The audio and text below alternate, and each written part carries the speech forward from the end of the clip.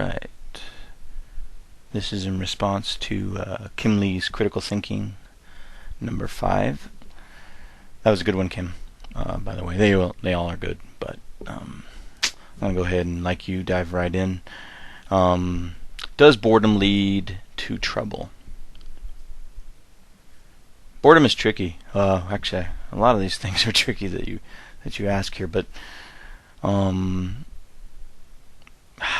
boredom is such a mix of things. A lot of times I think boredom can be all kinds of things. For one, it can be people that aren't being challenged, whether it's in a moment, in a day, or in their life. When you're talking about boredom causing trouble, and that might be maybe more of the case with like teenagers and people that also have got all these hormones going through them,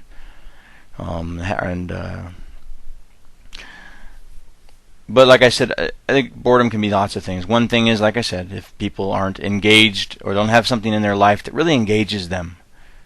There's a lot of people that don't challenge themselves, whether it's because they don't have the self-esteem or haven't been exposed to anything. It's very complicated. Another thing that I feel boredom is sometimes is anger. A lot of people have there's a lot of repressed anger out there. People that don't even know they're angry, and there's lots of reasons why people can't sit still. But one of the reasons, in my opinion, and I just had my brother and his 2 boys here that are 11 and 14. They're young, and they're boys with boys. But I was also a boy, and I feel that sometimes it has to do with anger. So the thing about sitting still is that you're being with yourself. That sounds funny, but a lot of people truly don't know how to be with themselves, and they keep themselves busy or distracted, whether it's by going out or being around people or taking drugs. This isn't a criticism. It's just that a lot of people don't know how to be with themselves. I'm fortunate in that respect. First of all, my personality is really mellow. I don't know. Pretty chill. But I also grew up in an environment. My dad wasn't around. It's good at what he wasn't. He didn't know how to dad. He didn't know how to be a dad, if there is such a thing. My mom. But on the other side, it's good to have a guy around. But then again, my mom's been with her boyfriend 30 years, so I've been around a really phenomenal guy. He just didn't parent me. But I did by osmosis. I picked up a lot. But I'm kind of going off on a tangent here. So, like I say, boredom. The question is, does boredom lead to trouble? It can, and like I said, it's kind of important, really, to figure out why you're bored. I think as in most things in life, it's good to figure out what the real thing is, not to just live by the symptoms. Whether it's because you're not engaged in things in your life that challenge you, or it's because you got some kind of anger, you have a hard time just being with yourself because of how maybe your environment that you're growing up in, or whatever it is. But I do think that for younger people it's harder because they've got anger, they've got situations where they're not engaging their mind, they've also got hormones, pretty charged situation. That's why you get a lot of bad, stupid behavior from teenagers and 20-year-olds, whether it's breaking bottles in a parking lot because you got nothing to do on a Saturday night. It's not some horrible thing, but there's generally reasons for it, and it can cause lead to trouble. Okay, let's get on to the next one. Do you think the general public, and in particular Americans, are prone to obesity because of fast food mindset? Yeah, just off the hip, if fast food was created, if it was created largely because of our working 40 hours a week in an office society, or 40 hours a week doing anything, first of all, I don't believe in 40-hour weeks unless it's something that you love and are passionate about. But if it's a job and it's just paying the rent, I don't think that it's good for humans to be, for one, definitely not to be under artificial lighting 40 hours a week. It's just, the whole working 40 hours a week just throws you all off, you know. It's like then you go out Friday or Saturday, and then by Sunday you're wasted, and you're just recovering from Friday and Saturday, and then it's Monday, and you really, don't necessarily recover from the week before. But the alternative is to do nothing on the weekends, and then you're just miserable.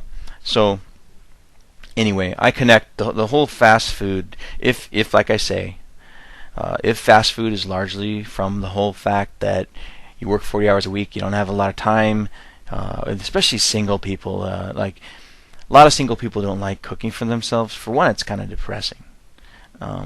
Because one, they end up with leftovers, or anyway. I know there's people that are single that don't like to cook meals at home because it's depressing, so they go out or whatever. But just rephrasing the question, do you think that the general public, in particular Americans, are prone to obesity because of the fast food mindset? Well, yeah, I have to say that they are prone to obesity because and I would largely say it's largely to do with the 40-hour work week, to be honest with you. Granted, other people eat fast food for other reasons, but I think just off the hip that probably largely exists because of the fact that we work 40 hours a week. I really think people should work maybe 25 to 32 hours a week even. It would make a difference in our soul. But because it's not the reality and most people have to work 40 hours a week, and in some cases, and more so these days, and even more so right now, is like if there's a husband and wife or a boyfriend girlfriend, they both gotta work, and so you got two people that are too tired to cook. And you eat fast food. Fast food is huge on carbs. My God, I had to change my diet recently because my blood sugar was too high. So I started to start drinking less regular soda. Shifted to diet, which I know they say that isn't good either, and I'm working my way off that too. But just to get off the sugar. Even juices, a lot of juices are high sugar. They're not the same as fructose, like that's in soda. That's worse.